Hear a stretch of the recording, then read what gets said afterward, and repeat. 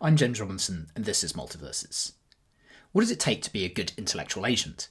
Well, some part of the answer must surely be that we need to update our beliefs in light of new evidence. But if that's all there is to it, that we need to be Bayesians, then in some ways it goes too far, and in other ways it doesn't go far enough. It goes too far in that, this plant behind me, for example, I have evidence of it having 15 leaves, but that's not the sort of thing that I should form a belief about. I'm just going to use up intellectual capacity needlessly. On the other hand, I could studiously avoid acquiring evidence of certain things, or not even studiously, I could simply move in intellectual circles where no evidence of anthropogenic climate change presents itself, for example. And that is the sort of thing that I should be forming a belief about. Our guest this week is Jessie Munton, a philosopher at the University of Cambridge who's pushing the boundaries of epistemology along with a group of other philosophers. They're interested in taking the questions that philosophers have traditionally had of knowledge and extending them.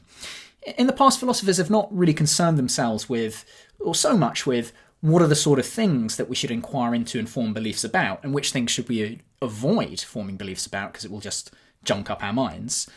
And furthermore, they've not focused so much on how should we order our beliefs once we have them, which things would we prioritise and which things are irrelevant in a particular situation. Jessie has written a wonderful book which looks at all these problems. It's called Priority and Prejudice. I also really love the title as it presents itself on my Kindle, which is Whole Damn Book, revised after workshop. So this is not yet released, but it will be with OUP. And if I can summarise the book very, very concisely, it goes something like this. We should pay attention to the things we pay attention to. We'll go into much more detail on the more substantial thesis in the conversation, but it's in terms of, Jessie comes up with the concept of salience structures, which are networks which link the things that we're likely to pay attention to in any given situation. So here's an example. By the way, these things can be these salient structures depend on both mental and physical features of the world. So my mental attitudes, but also the things that surround me, they all affect what things I'm likely to pay attention to in a particular situation. So here's the example.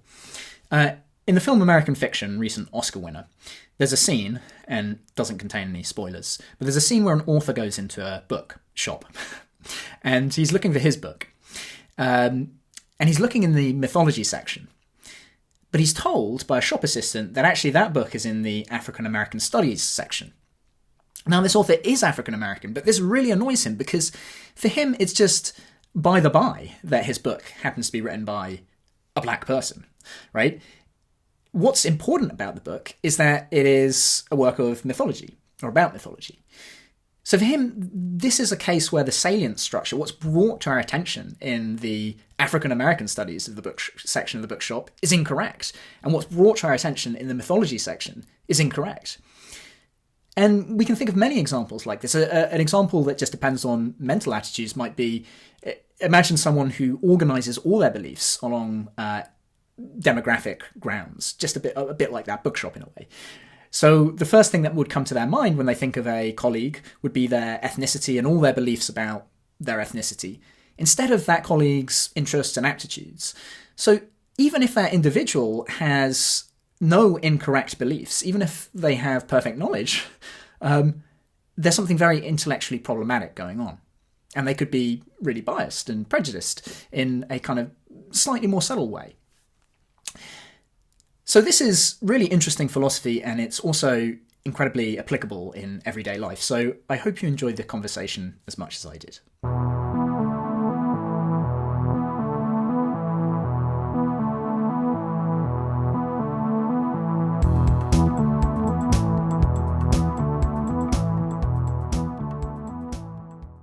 Hi, Jessie Munton. Thank you for joining me. Hi, James. Thanks for having me. So in your book, which you have forthcoming, there's a wonderful line where you say there is nothing so satisfying to a philosopher as offering a caricature of some set of positions, labeling it the traditional view, and then establishing that own new position as superior to this mythical view that no one holds. And that's just a beautiful characterization of what I see in so many places, in so many papers. And I think it's perhaps a good starting point for what we're going to discuss today. So epistemology, it's this word which I think only gets used in philosophy. So maybe we want to set out the straw man for what traditionally epistemology has been most concerned with, what it is, and then we can sort of get into your program of maybe some of the lacuna and things it's missing. Yeah, thanks, James.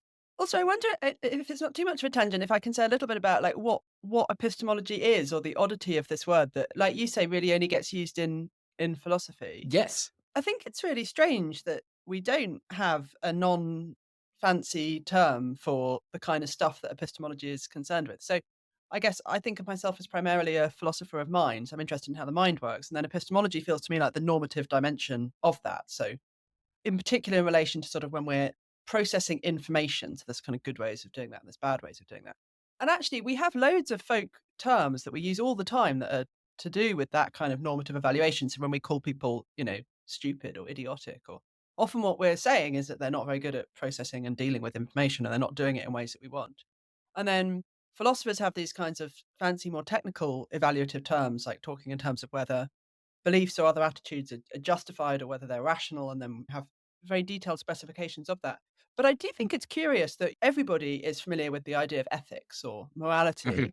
That's kind of normative dimensions of behavior at large and whether they're good or bad in some global sense. I think it's strange that we don't have a folk term for epistemology. So yeah, I guess the hopefully not too much of a straw man in epistemology that I call traditional epistemology that I'm reacting to is a vision of it as very particularly concerned with evaluating belief states in particular, and the question of whether or not they amount to knowledge, and thinking primarily in terms of kind of justification, whether beliefs are justified or not.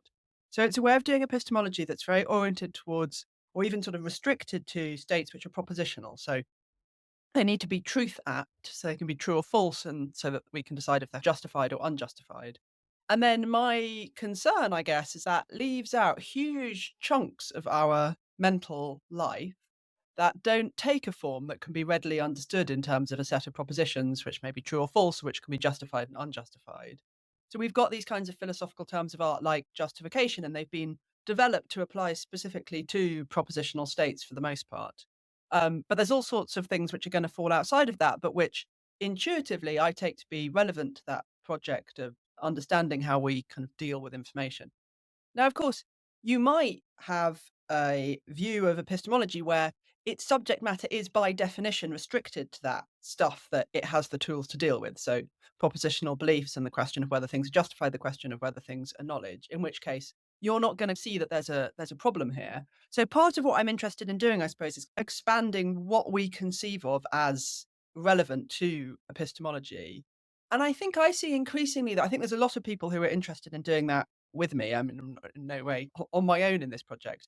But I think increasingly there's a gentle divide between people who think of there's a kind of subject matter of epistemology proper, and there's like a very specific kind of epistemic normativity that is not going to interact with other kinds of normativity. It's not going to speak to them in some common language, versus people who are thinking, actually, I think there's no particularly good reason to restrict the epistemic in the way that it traditionally has been, and we need to develop the resources to kind of expand beyond that. I wonder if it's helpful to give an example of an area where it feels like, yeah, we probably do want to go a bit more expansive than epistemology traditionally has done. Yeah, sure. First, let me say I really like your definition of epistemology as the normative aspects of the philosophy of mind.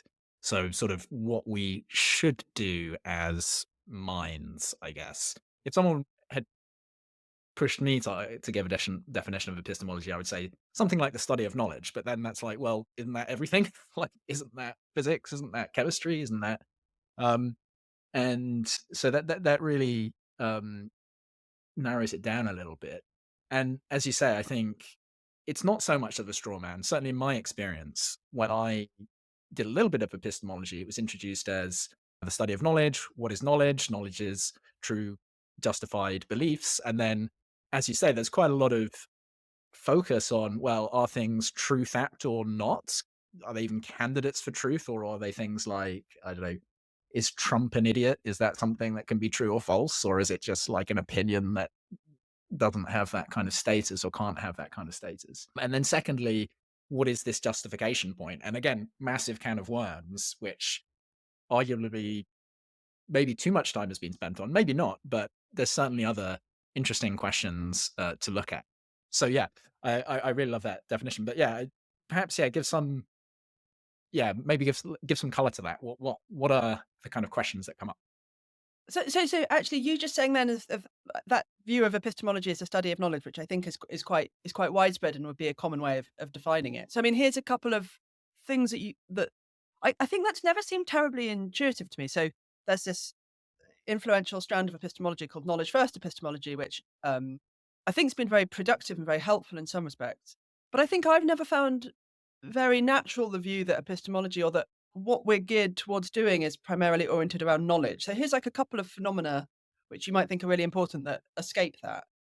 So one is understanding. So I think with a lot of people, I think of understanding as a state that's maybe richer than knowledge. So you kind of know stuff without really deeply understanding a subject matter.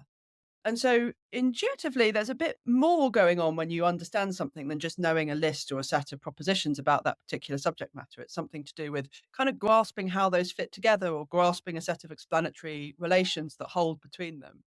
And then, of course, there is a project amongst kind of knowledge firsters where they want to understand understanding in terms of knowledge states. So they'll just say, yeah, sure, there's more to it, but it's just special kinds of knowledge states. So it's knowledge states that relate these other propositions to one another.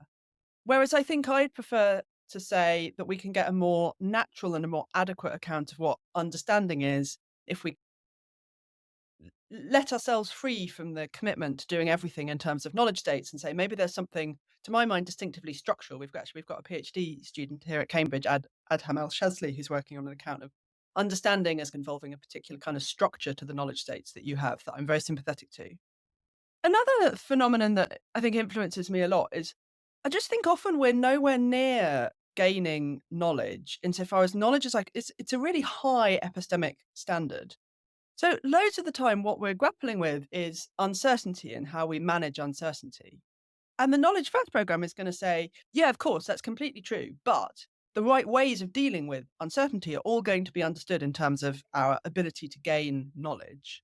And maybe that's right. But I tend to think that we might kind of free ourselves up a bit here if we don't always have knowledge as the key goal state.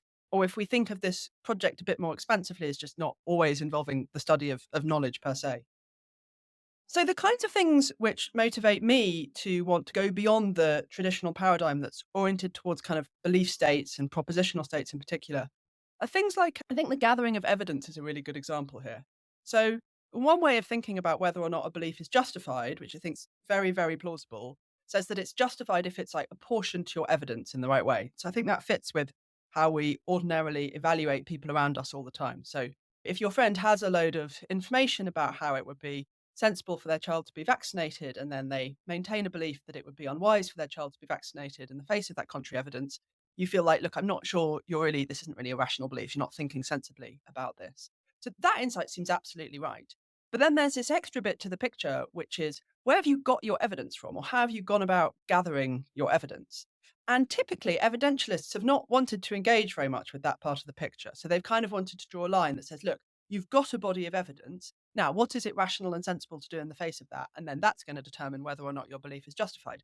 But of course, there are all sorts of terrible ways of gathering evidence that are going to get you some set of evidence that is extremely skewed or partial. So if your friend has only gathered evidence about vaccination by talking to somebody that they met in the bakery or something, then that's not like a great basis on which to go and form the belief. And so their belief might be perfectly proportioned to the evidence they have, but if they haven't gone about gathering that evidence in a sensible way, then it doesn't seem like we should think that their normative status is tickety-boo.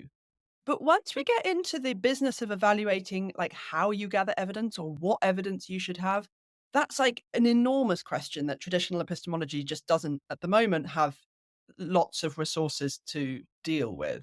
This is really an important point, and it makes me think of Bayesianists. This seems very popular now, particularly in kind of the rationalist and effective altruism community, that people kind of term themselves a Bayesian. And that's great. But what you point out is that you can be a Bayesian and update your beliefs.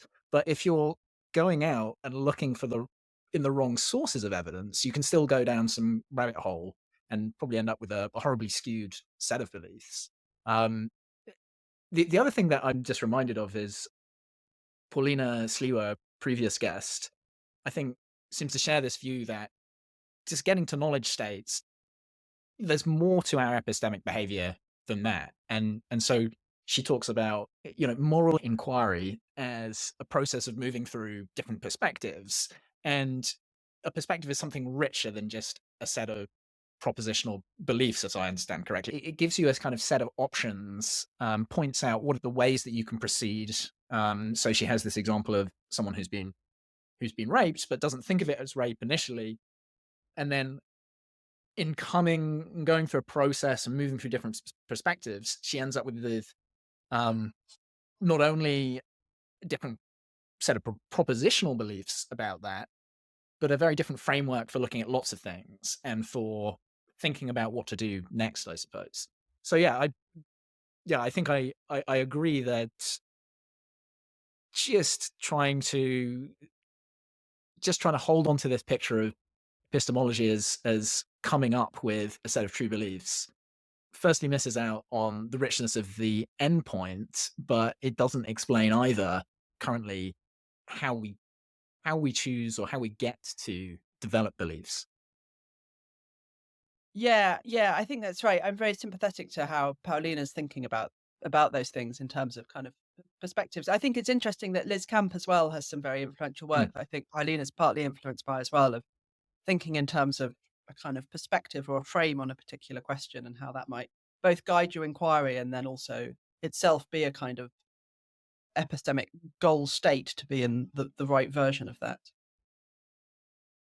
So what are we aiming for then?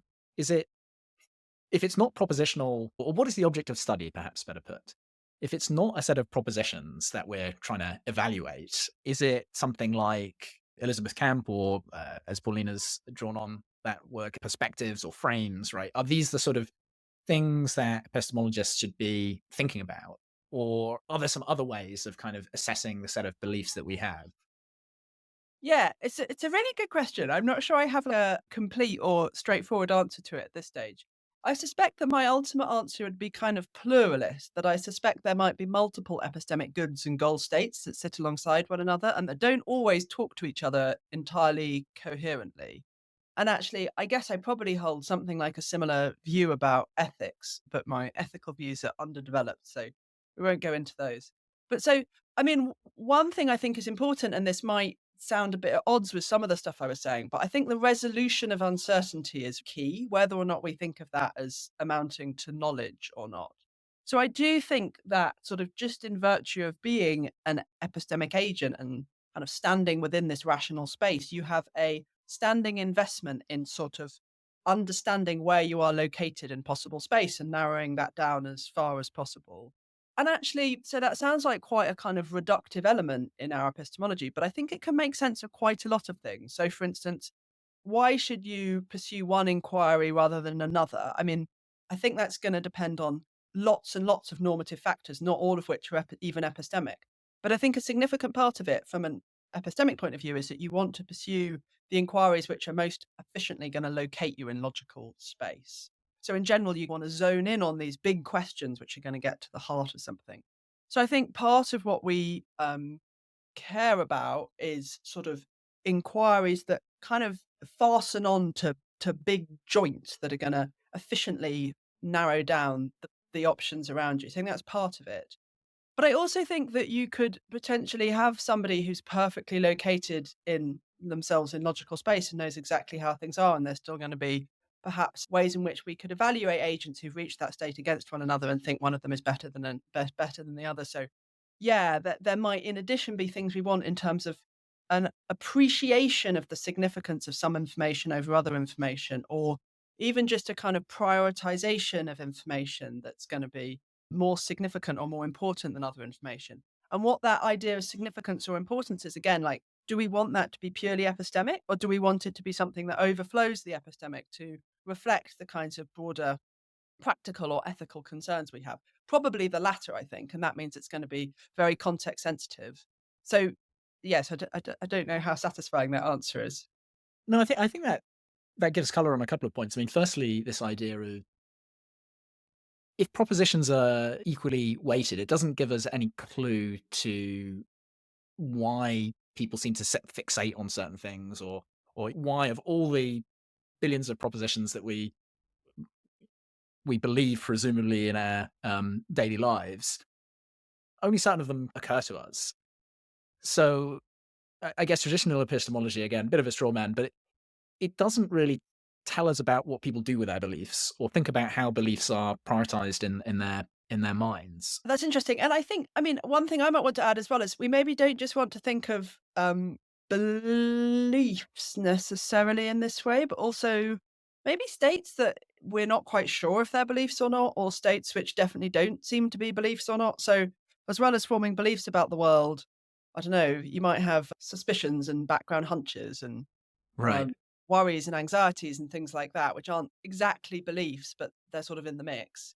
You might also have desires, you might have a kind of affective state. So sometimes I think we perseverate on particular beliefs either because, or like bits of information, because perhaps they make us feel a bit anxious, or otherwise maybe we perseverate on them because actually they soothe that anxiety. So the role of kind of the valence of these attitudes is interesting because I Mm. think positive and negative valence can cause us to kind of perseverate more on particular beliefs. And it feels like there might be ways in which sometimes you want certain beliefs to kind of loom large because they are explanatorily very important and significant.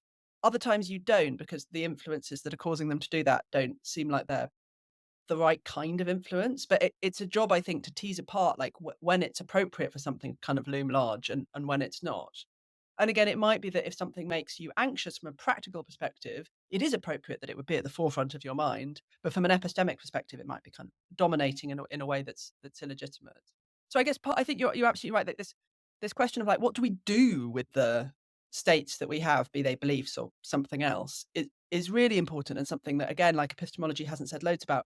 And maybe some of my interest in that comes from thinking a bit about sort of philosophy of psychiatry. And often I think some of the conditions that psychiatry is interested in involve difficulties that arise in people's lives because they are not kind of managing the informational states they have in the ways that the majority of the population do, or they're doing it in ways that cause particular problems for them. And so, from in my mind, that again, this is kind of where the philosophy of mind and the epistemology link up. Is that we need kind of norms that can do justice to those kinds of phenomena and help us pinpoint the ways in which things might be going wrong. Yeah, I was thinking of Mr. Dick in David Copperfield, who has this fixation on the head of King Charles, I think. So he's always trying to write his memoirs, and this guy just, but King Charles keeps on popping up, and he can't stop thinking about him. And his kind of, well, King Charles was beheaded, so the head is this kind of gruesome object in Mr. Dick's mind, I guess. And yeah, this is probably something where Mr. Dick's beliefs about King Charles may all be on the money, right? And all his beliefs Yeah, in general can be on the money, but there's something wrong, right? There's something pathological that's going on. And to a lesser extent, we all have these kind of mini pathologies, like things that we care about too much or care about too little, even though, again, many other beliefs may be correct. We, yeah, we might give undue attention to certain ones. And you have this kind of nice way of, I guess, codifying this in terms of salience structures. So perhaps you can kind of take us through what that concept is, like, and how it can arrange all our beliefs and maybe some of those other things as well, hunches and so on. yeah, yeah. I feel like I should be better at giving a succinct explanation of salient structures at this point than I probably yet am. But the kind of idea is you've got an individual and they're located within what I think of as a kind of informational landscape. So there's all sorts of things that they could attend to at any given moment, and attention is really key to this. Attention is very minimal, so it's not some very psychologically involved account of attention. It's just the idea that when you attend to a bit of information, you give over your kind of mental focus to it at that moment in a way that then allows you to process it further or to do other things on the basis of it. So this informational landscape, some of the stuff that's in it is kind of internal to the mind of the individual. So it might be exactly like memories that you have or beliefs that you've already formed because you've encountered certain information in the past. Some of it is external. So, the kind of books that are in a room that you're in, you could attend to them by visually looking at them at a particular moment, or if you imagine that you're in a cafe and there's a conversation going on around you and there's another one at the other table, you can kind of tune in and out of different conversations. And that's you attending to one conversation. You can then use that information versus you kind of attending to another one. So I think of all the like uncountably many things that an individual could attend to at any one given moment as attendabilia. We can just, so just a term to refer to them all. And then the idea is that we could sort of imagine this individual as like a node in a network, and there are going to be sort of links, so many links, but each of those links is weighted in a way that reflects the probability that the individual will attend to that particular bit of information next. And then as you attend to that, it's going to kind of shift. And this network of items that you could attend to is going to depend on the particular context you're in. It's going to depend on the task that you have at a given moment. So it shifts a lot depending on context. But still, we can generalize in ways that abstract over perhaps longer time periods over which you have attended to particular items. And what we can get out of this, so this is what a salient structure is a kind of, it really, I think it's best understood as a kind of model of the mind and the things it can attend to as a kind of network. And then some significant aspects of the mind and how it operates are going to emerge at the level of the topology of that network. So for instance, I really like your David Copperfield example. So for that individual, that head is become this like very dominant node in this network that it doesn't matter what task they've got or what context they're in. Their mind is continually kind of rerouting through that. And then that lets us describe the ways in which sometimes that might be appropriate. Maybe that is helpfully allowing them to act in the world. Maybe it's helping them resolve uncertainty. But sometimes you can get this kind of calcification into structures that are organized around a particular topic or a particular preoccupation that are not helping you do that. And I think you're absolutely right that this is all on a kind of continuum. Like we're all doing some of this all the time. So in the book as well, I use the example of my oldest son who's like very preoccupied with football at the moment. And like so many topics of conversation come back to football. So if you're talking about countries, like his knowledge of countries is really organized around his knowledge of football. And it's kind of harmless enough. But there probably are ways in which it's blocking him from accessing new information that might be rewarding and along various axes to him. And then, maybe you've got relatives in your life as well who might have, particular beliefs that they really perseverate on. So I think this could be quite a powerful way of thinking about sort of the mind in a way that frees us a little bit from that propositional bias that I was talking about before, because it could be that all of an individual's beliefs are perfectly accurate, but the problem is that just that they're really perseverating on a small subset of them. Or, you could have agents who score equally in terms of how much knowledge do you have about the world, but one of them has a salient structure that feels like it's organized in a way that lets them kind of function better, lets them function better as an inquirer as well, and as somebody who wants to learn new stuff about the world, and the other one has a salient structure which isn't really letting them do that. And so it's sort of shifting our focus a bit to kind of the organization of information. And it allows that can arise from a huge number of factors. So some of them might be, again, like factors that are internal to the individual, but some of them are just going to be the social context that you're located in and the ways in which that kind of compels you to attend to some information. So adverts are a really obvious example of that. Like you don't have a choice about what adverts are in your environment as you walk down the street, but that's going to change what you're attending to simply because it's giving you stuff to attend to right there. And often it's doing it in a way that's deliberately designed to capture your attention with bright colors and pictures of attractive people. Yeah, I think that is a wonderful, succinct explanation of what a salience Oh, structure is, or as succinct as one can give. Yeah, let me read back some things to make sure that I've got it correct. So it, it kind of encodes the accessibility of information to us, and that involves both the physical world and one's internal world, and even the social world, which is maybe some mixture of internal and physical worlds. So it's quite a complicated thing, but I think that's justified because the information that I'm accessing right now is influenced by so many things. That my computer's right in front of me.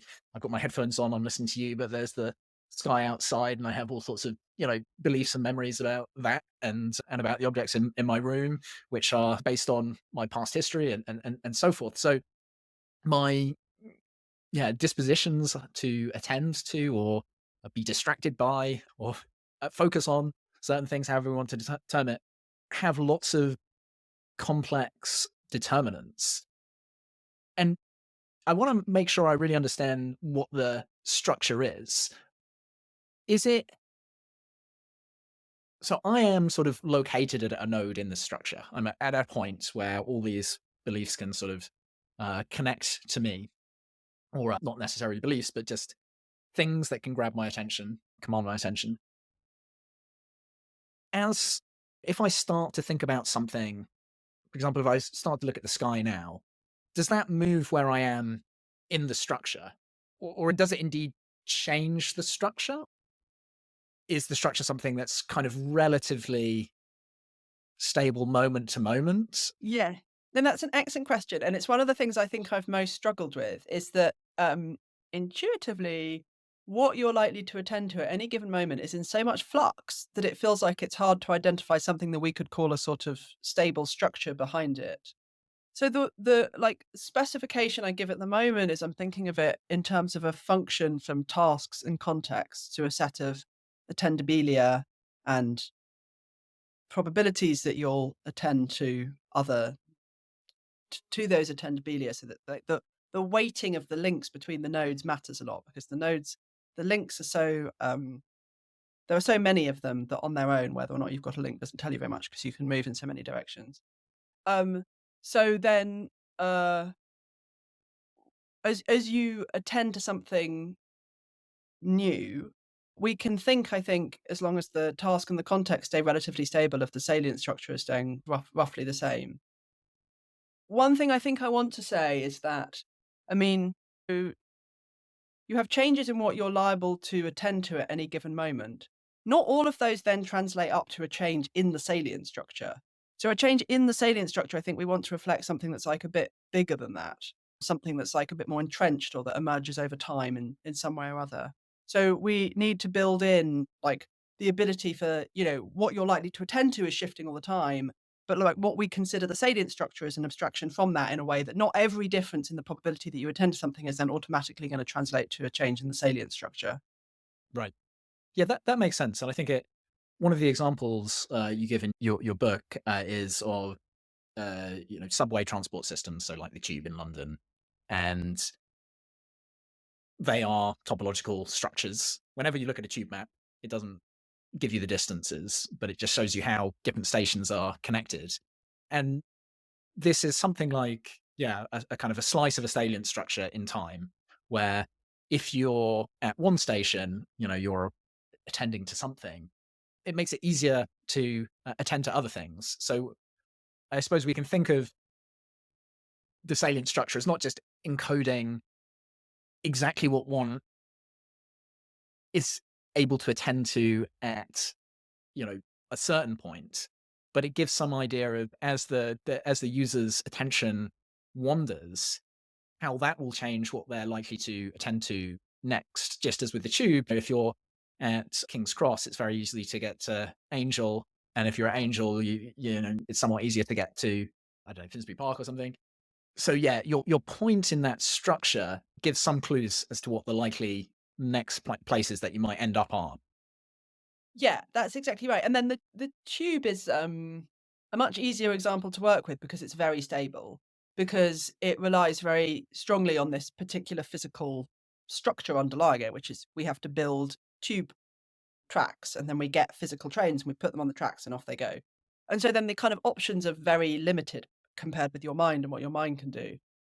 But we can imagine sort of thinking of a transport network that scales up from that, that doesn't just include the tube, but maybe it's also including buses, and then maybe it's also including kind of cars, and it's also including individuals and their ability to walk to different places. So now we've got like loads of different factors in the mix that are going to determine how accessible different locations are in the city to different individuals.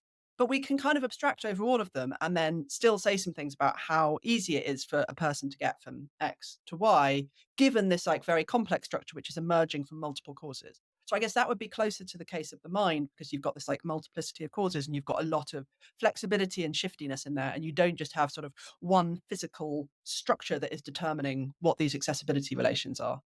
Yeah. One of the things I like about salient structures is that it allows you to think, it allows you to bring to bear some of the machinery from network science. So Yeah. someone might object and just say, well, salient structures are nice things, but why, what do they offer me in terms of overthinking, in terms of perspectives or frames, right? There's some stuff that's foregrounded in and so on. Why do I care about thinking about links between things? But by actually thinking about in terms of links and nodes, we can draw on this fairly rich set of findings within network science. So, but yeah, perhaps kind of give us some ideas of the utility of that. Yeah, and I think we have to be like cautious here. So in a way, networks are really, really cheap. All you need for something to be a network is that you have nodes and you have some kind of relationship between them. And so, I mean, we can treat almost anything as a network. And then the question is, what usefulness do we get out of doing that? Or like what Right. are we gaining through thinking in those terms? For me, a big thing that we gain is that we can think then more structurally about the mind. Like I was saying, we can think in terms of the sort of topology and how that might matter.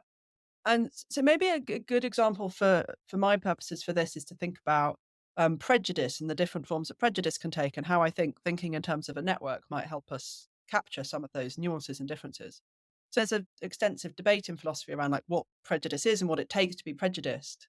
And there are important ingredients in the mix here that aren't the primary focus of my concern there. So you might think you have to really dislike people in order to be prejudiced against them, or you might think you have to behave in certain ways. But there's also accounts that say, well, the key thing about prejudice is that you hold certain beliefs about the group against which you're prejudiced that are kind of n- not nice beliefs to hold. Their content is like negative content. But I think just thinking about that kind of what's the mental attitude you have to have, that side of the picture. I think there's lots more sorts of mental attitude that can count as a form of prejudice that don't necessarily involve kind of explicit negatively valenced beliefs. So or that do, but we might want distinctions between that. So here's your kind of classic case would be you've got a negatively valenced belief. Not only that, but it's also a kind of it's serving as a big hub in your network so that lots of traffic gets routed through it in the way that we were saying might happen with the David Copperfield example or the football example. So it's important that it's not just that you hold this belief, but that it's become this kind of important pivot in how you're thinking about the world or how you're interpreting new information or how you're deciding what other information to search for. Like lots of stuff is being kind of routed through this really core belief. At the other side, we can imagine a situation in which it's not actually that you hold negatively valenced beliefs about the group in question, but it might just be that kind of not obviously negatively valenced, or maybe even positively valenced beliefs also have that role of being a kind of hub or a sort of connector of some kind. So if you just think it's so wonderful that women have these caregiving abilities and that, when your colleague is pregnant, you are just think that's just brilliant. And that's like the main thing about your colleague at the moment is that they're pregnant. So that's kind of when you're thinking about your colleague, that's become this sort of hub that lots of stuff is being routed through. Again, that's a problem because in a work context, your colleague doesn't just want you attending to their pregnancy, they want you to attend to what they're up to at work and these other professional concerns that they might have. Um, Another way we could think that prejudice might arise might not even be that there's like some one particular belief that things are organized around, but that when we step back and we look at these structures of accessibility and how you're inclined to move between particular beliefs, race or gender or whatever category it is ends up looking like a kind of organizing principle in how you are attending to other things. And so that's very broad and it might take a lot of different forms. But again, it's like a something that might look like a form of prejudice, but that doesn't necessarily involve you having some explicit propositional belief of the right kind. Yeah, I think those are all really wonderful examples. So the colleague example, one might have lots of true beliefs that one's colleague is very good at their job and they did some great work on this last project. But if just you fixate on, oh, they're such a great mum, right? There's a kind of prejudice encoded there. And then, yeah, similarly, if I suppose, as you say, if we organize our beliefs along racial lines, um, yeah, we miss out on so much of the nuances of other people if we're just thinking of them, oh yeah, they're from this culture and I know lots of things about this culture and I'm going to foreground all my knowledge of that when I go and talk to them, and I'm not really going to care about their individual cares and preoccupations. I may be on point on all of those things in terms of having only being correct in my knowledge, but just the way that I've organized it leads me astray. And you've mentioned here Yeah, the idea of hubs, which is kind of bringing in some of this, machinery from network science. One of the points that I enjoyed in your book was you pointed out that we don't want we don't want a kind of completely random salience structure, and that's we understand what randomness looks like in network science. You just kind of have every node connected to every other completely kind of fairly randomly. And sometimes one meets people who have that seem to have a bit more of that structure. They will just kind of make these really wonderful random jumps. And actually that can be a really useful thing in society. I kind of feel like maybe that's a kind of creative trait. But then there's people who have very, very focused areas of knowledge. And when they think about, I don't know, cars or something, they they just think about the machinery of it and the mechanics and how it all works, which actually might be kind of too structured, right? They might need more links between that hub and other things. They might need to care about, I don't know, the environmental effects of cars, for instance. So you need some kind of balance between having very concentrated, isolated nodes, but also having connections between all your different areas of knowledge, and yet not too many connections that everything becomes entirely random. And there is this kind of notion of small world networks, which one can think of, probably the hubs and spokes models of airports is maybe a good example, where kind of a regional airport will connect to a hub. So the East Midlands airport will connect to Heathrow and so forth, and a few others, but it's not going to apply you to Boston or New York. But then you can go through these big hubs, which will take you all the way across the Atlantic, and then you're kind of into a new area of the network where you can take lots of short hops if you want to. So yeah, I think that. By the way, I love your comment that we need to be careful about applying network science to everything. But I think that it is useful here. I don't know if there's any kind of more mathematical that we can get with it, or if just this kind of level of analogy is useful enough. Yeah, like it, sorry, there's lots of things I want to say in response to what you were saying.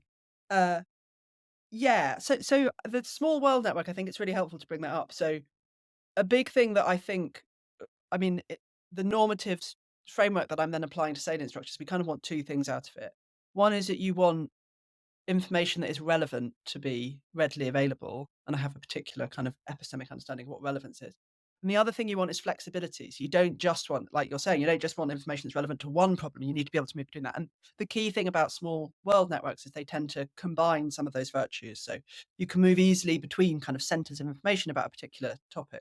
I think another good example of small world networks is like university towns. I think definitely have this structure. So within the university, they're there's a lot of very dense connections there. So everybody knows everybody else. Within in Cambridge, within like Addenbrooke's Hospital, there's a lot of connections there. Everybody knows everybody else.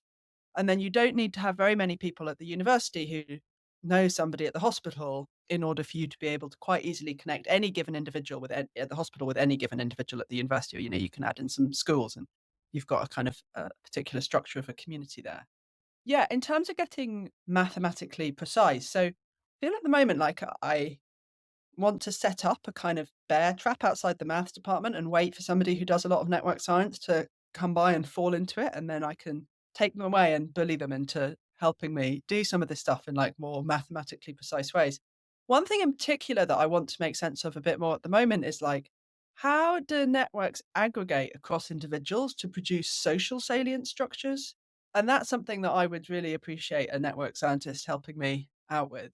So I've been thinking recently about ignorance and forgetting, and I'm wondering about the ways in which ignorance and forgetting at the individual level scale up in such a way that we could talk meaningfully about a social group forgetting something. I think we can do some of the work we want to at the individual level, some of it, not all of it, in terms of salient structures. And I'm wondering if we can talk more meaningfully about group salient structures. But for that, I think I do need to get more into the nitty gritty of the maths of the network science.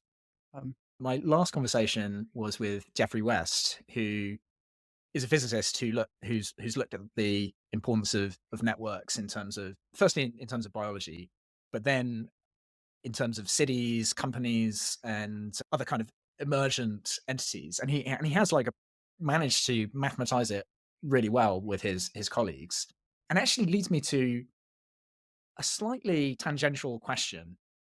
One of his findings is that in cities, the kind of pace of life increases, and it's actually really it's incredibly consistent how across a large range of features it increases in the same way. So, for example, the number of patents per head doesn't just double if you double the size of a population. If you double the size of the population of a city, it goes up by 2.15. So you get this kind of additional 15% for free.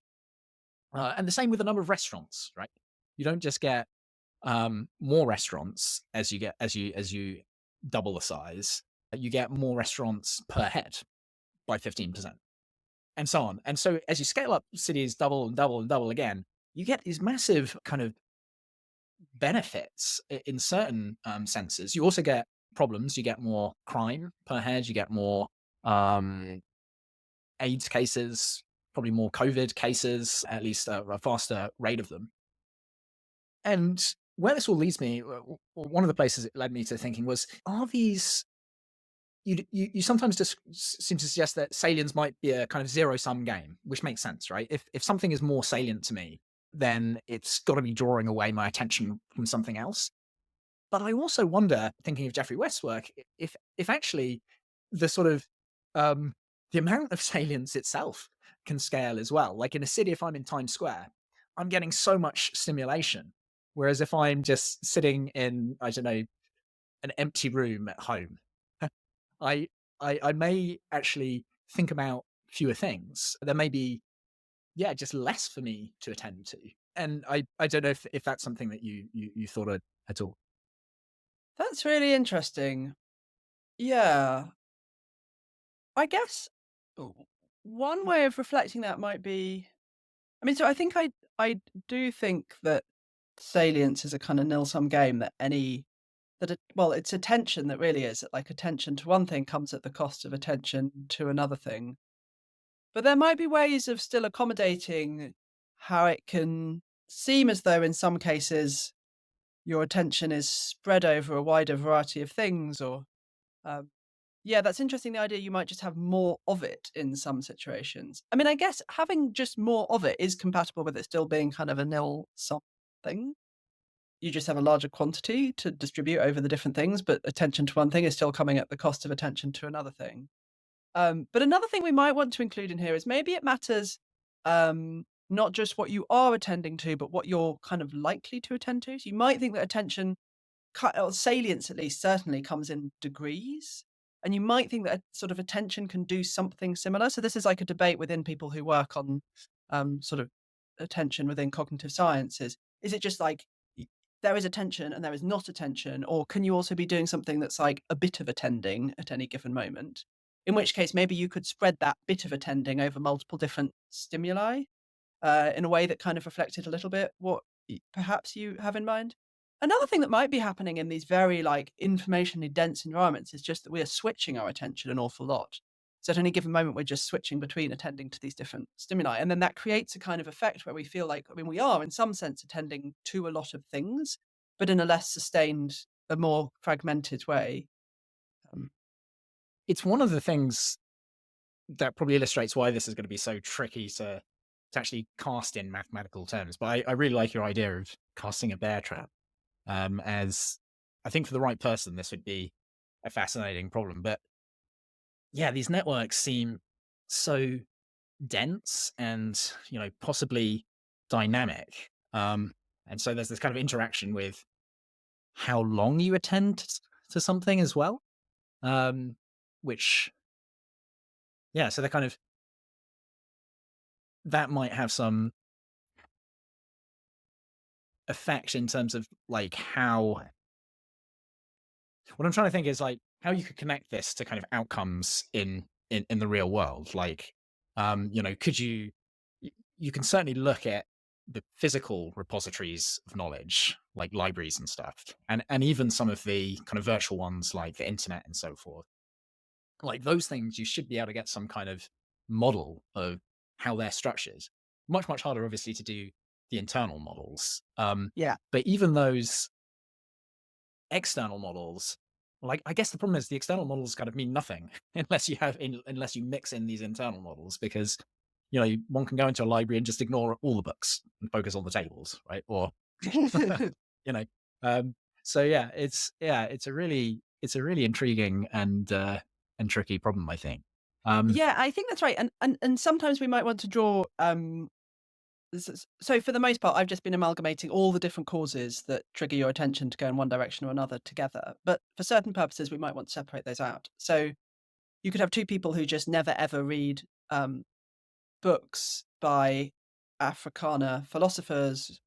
And in one case, that might just be because there aren't any in the library. And in the other, it might be because there's loads in the library, but they just don't care. They're not interested. Those seem like significantly different states. And so for certain purposes, we might want to say, so what's the subset of causes here? Like, is this something that's due to an environmental restriction that in some sense we don't want to include those nodes in the network? Um, or is it due to something that seems like it's coming from some kind of internal motivation? I think there's going to be all sorts of distinctions like that which matter for various purposes, which aren't immediately reflected just in the salient structure itself. yeah, I think that brings up an interesting question, which I know you've looked at, which is, you know, well, to what extent we can change these salient structures, particularly if one's beliefs can all be correct, and yet one's still biased because perhaps, it could just be simple as your Africana suggestion or example suggests. It could be as simple as one having zero interest in a particular cultural group or gender, even, right? Um, and yeah, like, what do we say about that? Like, Yeah, it's a good question because a lot of this stuff feels like it's very involuntary. mhm, Um, and there's a tension, I think, too, between recognizing the role that, social contexts play in determining what you attend to, and then wanting the individual to take responsibility for some aspects of their salient structure because you can't control your physical and social environment always. So, in terms of how we change things, I mean, I think it there is some stuff I think that the individual can do that you can try and become a bit more aware of how your attention goes and what you're attending to. You can also be more mindful of what kinds of material you're kind of exposing yourself to and the ways in which that's influencing how you're then attending to people. So, um, I grew up in an age where there were lots of magazines that had information about celebrities in where they'd like literally be kind of circling women's cellulite in them. That's definitely going to influence your salient structure. It's going to influence how you attend to your own body and it's going to influence how you attend to other people's bodies. So there's probably good reason to avoid exposing yourself to too much stuff of that sort. I mean, there's probably lots of reasons to avoid it. But one reason is it is going to influence your salient structure and you can take some kind of responsibility for that.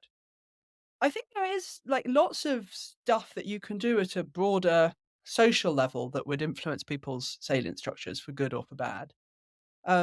I was really interested, having come through well over half a decade now of reading a lot of children's books. You can really see in that how we encourage certain patterns of salience by drawing children's attention to certain basic aspects of families and how they're set up. So, like, children's books are like massively, massively heteronormative, um, and also like in the kinds of gender roles that are assigned to women and to men. Lots of the books that you come across. Um, I think there's lots of room to kind of be a bit more conscious about, you might not think it's something you're explicitly telling a child, but you're setting up a structure of kind of anticipations that they're going to have when they encounter families in the real world, when they encounter people in the real world, and the sorts of things that they do. And it's tricky because some of that stuff just reflect, true generalizations about how the world currently is. Some of it, I think, goes kind of beyond that. Into setting up these kinds of like very basic expectations or sort of sense of this being a fundamental kind of structure in the world. So I think there's stuff to be done there. I also think it's maybe something to think about when we are doing um, implicit bias training. Is it's maybe helpful to talk explicitly in terms of salience and what's going on at that level. And also when it comes to thinking about what's a responsible way of communicating with statistics. So your statistic might be accurate, but what impact is it going to have beyond the accuracy of the statistics? So what stuff are you making salient by pulling out a particular statistic in a particular context? Um, that's something that you need to be thinking about when you're thinking about, am I using this statistic well? Yeah, I think those are lovely those are lovely examples. I find it kind of ironic. This is the second video podcast that I've recorded. I mean, probably a lot of people will be listening to this just through headphones and not watching it. But one of the reasons I decided to add video is just that it's such a people love YouTube. It's such a good way of finding podcasts. But I kind of, in some ways, I like the purity of just speech Yeah. because it's removing some of that salience, like you were saying, like, the human body is like a massive object of attention for every human. And we just don't seem to be able to get around that, even often when we want to, right? Even if we just want to listen to ideas, like we like to look at faces and maybe that's not a terrible thing. Like the face does express some meaning, but I think it can often be a distraction. I've got thinking recently about unaugmented reality. So we have the Apple Vision Pro, Uh-huh. which is, could be used to reinforce salient structures, to calcify them, to use a term that you used so aptly earlier. So, for example, if someone's really into football, like your son, right?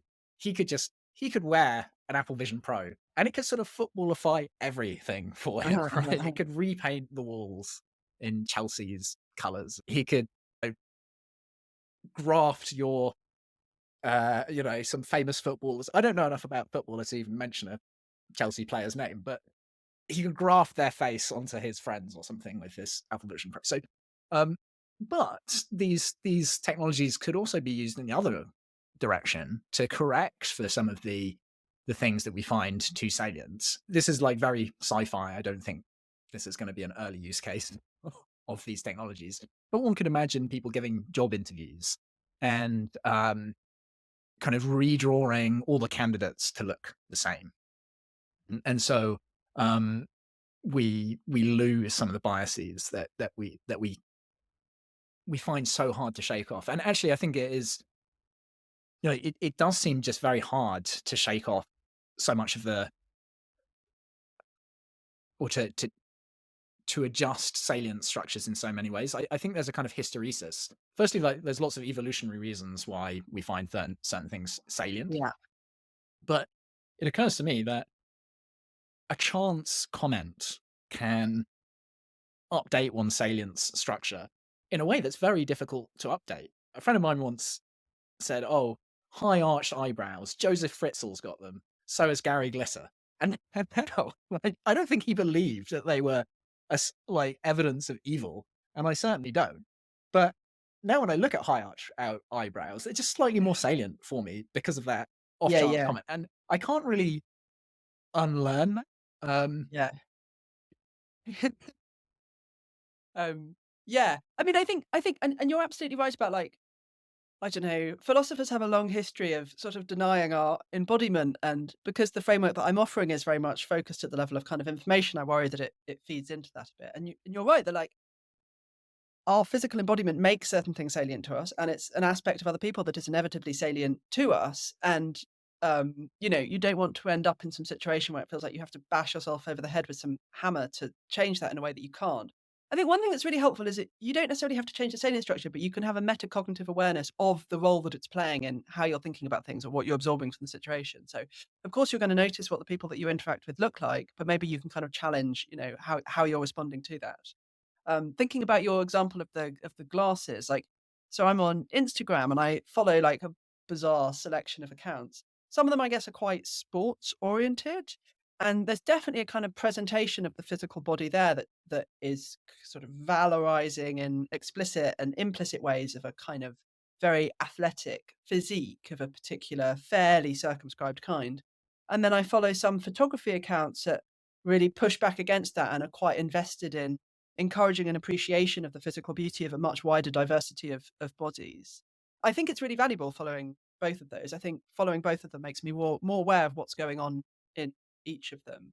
It's interesting that I guess in that case, one thing I want to say is I feel like the ones which encourage me to attend to the ways in which a wide diversity of bodies can be very beautiful, I feel like they're putting me in touch with reality in some substantial way, but I don't yet have a good way of saying like, whoa.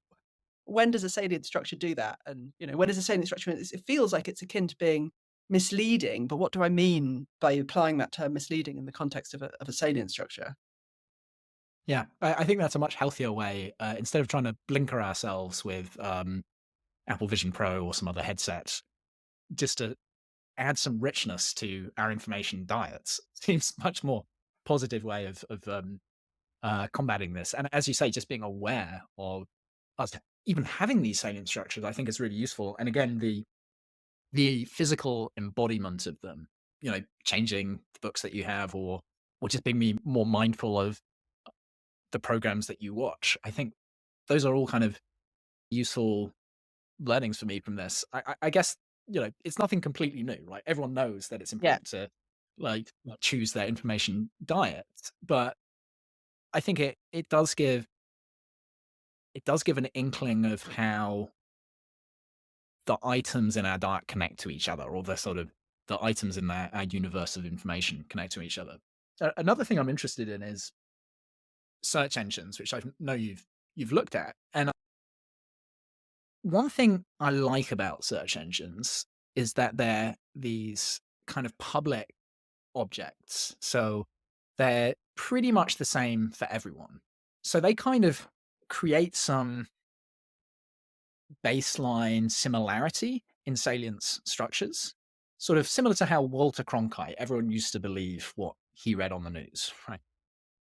At least search engines, if I type in something and you type it in, we'll probably get a similar set of results. There's some magic in the background, which maybe, depending on location and other things, it might reorder, or certainly if we're typing the same query in Spanish, we'd get a different set of results. But by and large, they're fairly fixed structures. And they've had some demerits, but I think I'd overall say that they've brought benefits to society, search engines. Social media, I think, is different because that is targeted to each other's very individually. So if I click on a link in Google, it doesn't update its algorithm for me alone. It doesn't, I think, I'm not an expert in this, but I don't think it's more likely to, let's suppose, I don't know, I search for like fluffy dogs and I click on a poodle. I don't think it's more likely to think that I'm into poodles because of that. If I do the same in a social network, the algorithms do try to update and figure out what is the stuff that I'm really into and change my information diet, like tailoring it to me. And that seems like it would have the effect of, I guess, kind of narrowing or reinforcing certain aspects of my salient structure, probably those aspects which are most attention grabbing in some way, or most easy Mm. to manipulate, I guess. Like social media has this kind of meta goal of just making us all more manipulable, right? If its primary goals are to, I don't know, sell stuff, to advertise things, etc., and to make us take certain decisions, and its meta goal to do that is make us more easy to manipulate. So um, encouraging us into a very, very kind of niche set of views makes it easier to identify what things we will find salient. So yeah, I'm putting a lot of stuff on the table. I'm going to put one more thing, which is, I think the next evolution in the way that we access information is large language models like ChatGPT. And I think that could go either the way of search engines or the way of social media. So again, there is for ChatGPT and similar, there are competing benefits or competing, how to put this, it gets points from us from tickling our cognitive biases, right? And like, if it presents the information to us that we really find super salient and we just really love digging into, we'll use more of that tool.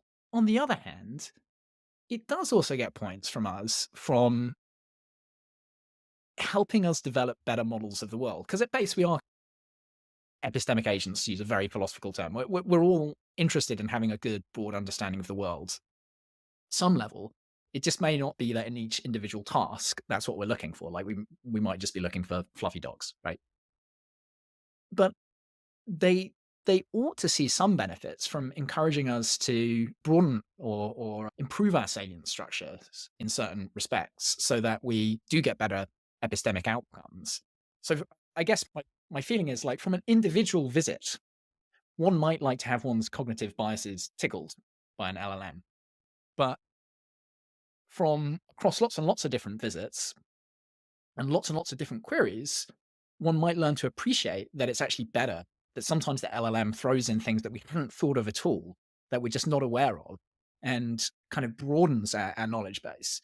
But I don't really have any intuitions on which of these models might win out. So yeah, I plonked a lot of ideas on the table there. Apologies. Yeah. James, I'm interested in your confidence that search engines aren't providing us with a more personalized service that might mean that individuals' experience of them differs. Do you have particular grounds for that? No, not very good grounds. But I would say that certainly they're less tailored than Yes. social media.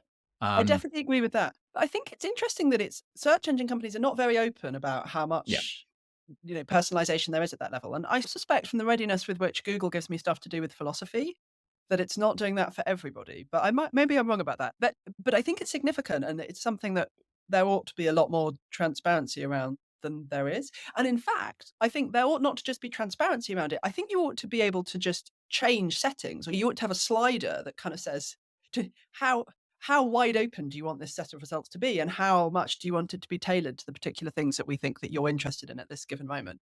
So um in the context of search engines, so I said before that I think a really important thing we want from salient structures is we want flexibility. We want to be able to do lots of different things. We want the information that we need in order to be able to do those things to be available to us. I kind of think the same about search engines, that like you want lots of different sorts of information to be available. We also intuitively want that to be information that is relevant to the thing that we're searching for. But there's this big question, which is like, what does flexibility really involve in the context of search engines? And like, how open do we want that informational landscape to be? And I think my kind of judgment about this is a little bit all over the place. So part of me thinks with you that we want this landscape that's quite open, and we want this to be a shared tool that people are getting the same experience of and getting the same information from. That seems kind of like, well, transparency seems important here, and that sort of seems like it's part of transparency. At the same time, though, I worry that that is going to flatten things out in a way that is to the disadvantage of people with more niche interests, or whose informational concerns are not those of the majority. So I feel like if you've got some very particular subset of interests and you're going on Google, then yeah, you want Google to give you stuff that's relevant to that particular subset of interests. I also have the sense that we want Google or other search engines to make sure that we've got a really wide variety of information available that, as you say, exactly might like challenge the sorts of biases that we're coming in with, or the kinds of views that we're coming in with.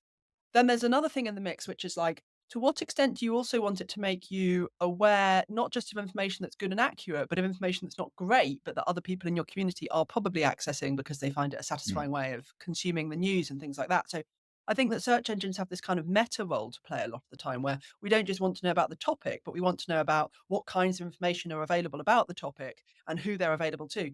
And again, that's maybe a parameter that you should just be able to vary. And that would be an amazing search engine, I think, that it was like, do you just want the most accurate information, or do you want to know what most people are learning about when they learn about this particular topic? So then when it comes to like large language models and what we want from them, I guess like my ideal would exactly be that you give the user much more control and much more transparency by letting them vary those things to what they want to do. I think there's actually a particular danger with large language models that I'm interested in at the moment, which is the way in which we're encouraged to interact with them as though they're people. Um, and so when I've thought about the epistemology of search engines, I've not thought about it in terms of testimony. I don't think that's an appropriate model. So there's all sorts of work in epistemology about like the appropriate norms around testimony when you have one person who's talking to another person and they tell that person some things. It's like your most basic interaction between two people. That's testimony. And one thing that's going on there that seems important is there's this interpersonal relationship there between two people.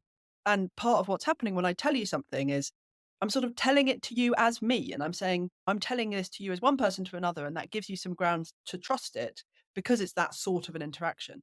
I think large language models want us to think that we have that kind of a relationship with them. And I think it's important that we don't, because that relationship is something that automatically kind of softens your skepticism or your wariness around certain things. Like, we want to be conversationally cooperative with the people that we talk to. We don't want to disagree with everything they tell us. We trust them to some minimal degree that just lets that conversation even get off the ground. And if we didn't, it'd be hard to even do anything.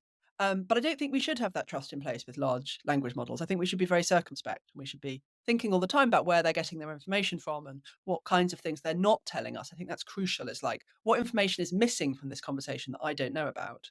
And I think it's helpful to not think of them as kind of a person with the authority and the moral significance that interacting with a person brings to a conversation.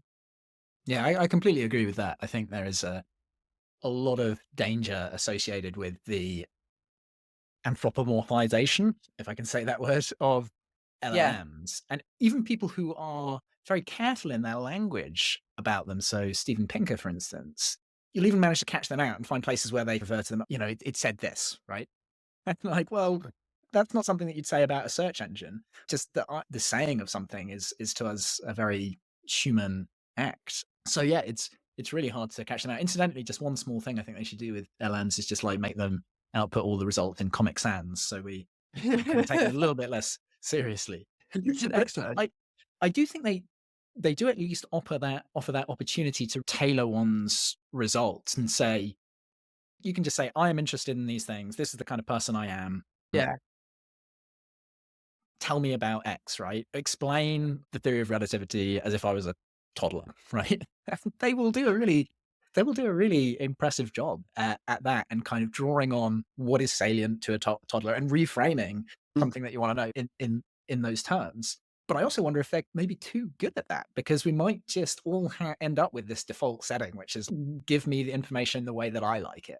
Uh-huh. And even worse, give me only the kind of information that I like. But yeah, Yeah. completely remains to be seen how that plays out. I agree with that. And then it's funny in a way that maybe we want to begin to build in, like, we reach a point where these tools are very good at giving us information. And part of what we want from them is occasionally to frustrate or annoy us by not quite giving us the information we want, but still to give us information that's valuable. Yeah. Another thing that came to my mind is I really like this idea of using search engines and also LLMs, actually even more LLMs, as a way of uncovering the kind of common opinion in a certain way. Like, what is it? Like, I think search engines are really good at capturing one's like societal level preoccupations. And so we're old enough, I think, to remember when Google introduced autocomplete. So you'd start typing something and then it would say, okay, I am having problems with. And then it comes up with a list of all the things that you could be having problems with. And that's essentially a representation of the stuff that people most commonly type into Google, and therefore the things that people do have problems with. And it's like incredibly useful, or really interesting information. And LLMs also do this. There's a good example from Isabel Bummacher, who's this nuclear power influencer, probably the only nuclear power influencer. On her blog recently, she started asking ChatGPT about nuclear power, and it became really clear that all its answers were very biased against it. It was like, oh, it's really, it's pretty unsafe and so on, and it's really hard to dispose of the waste. And she's like, well, has anyone ever died from nuclear waste disposal? Are there any deaths associated with it? Well, and it answers no, but it can't resist kind of imbuing the opinions which are encoded into its training set, which are overwhelmingly negative, even though, like, certainly within scientific communities, people are really keen on nuclear power. It's very hard to get it to answer in a positive way about. Yeah. I think another thing that's in the mix here with both search engines and LLMs is, and maybe this kind of comes back to the themes that we started with. So we naturally think of them as giving us information. And then there's a question, which is, well, what information do we want them to give us?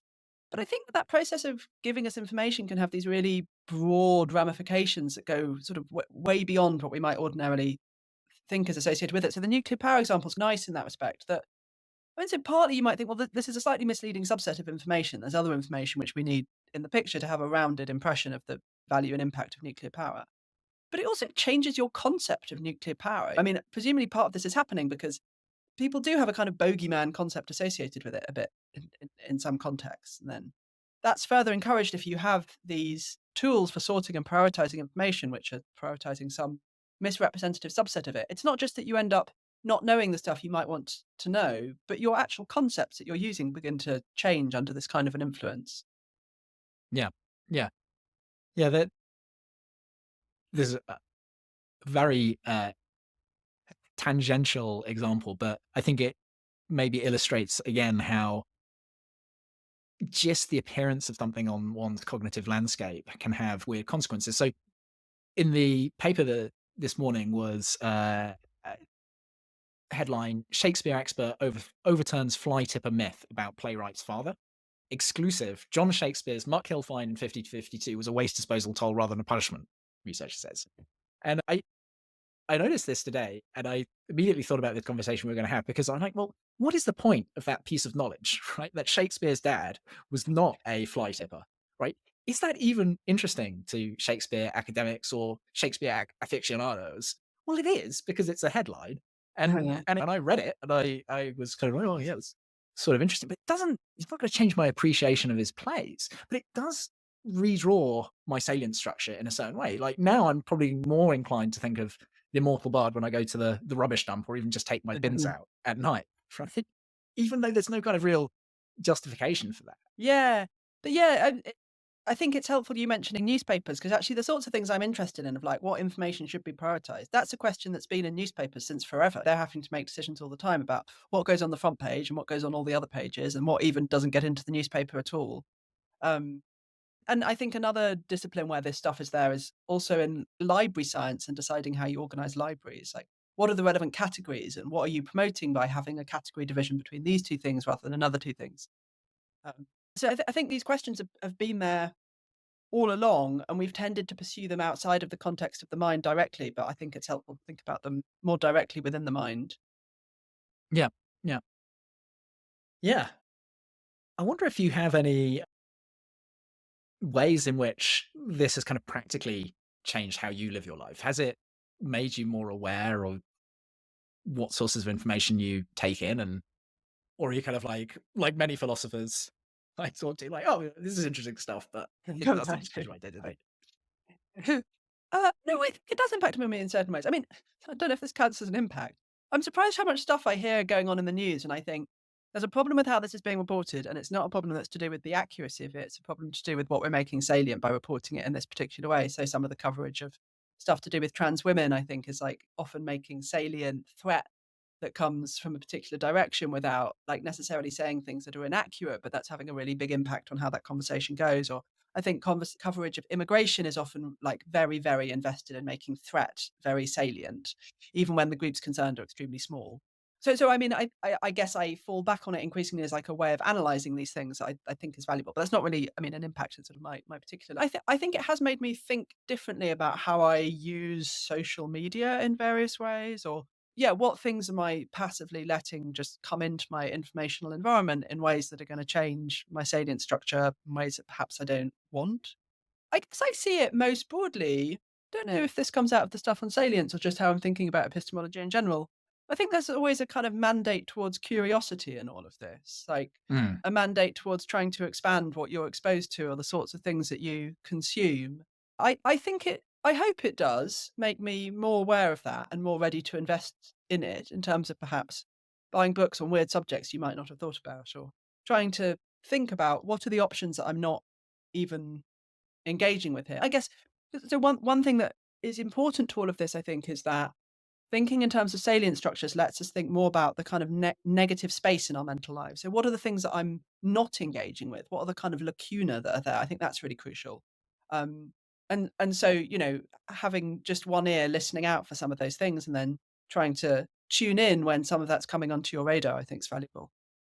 yeah. Yeah. I think that's spot on. I mean, certainly ignorance, if we prop up the straw man one more time, like ignorance has not really been studied directly in epistemology. Like, well, where it's come up is just where you have a belief but it fails to be true, right? You believe something Uh-huh. wrongly, but it's not looked at all that negative space. And I, I guess just for many evolutionary reasons, we're not very good at looking at negative space. We fixate on things. I find it so fascinating that you can put a tiny dot in a huge canvas, and although the space is eclipsed, right?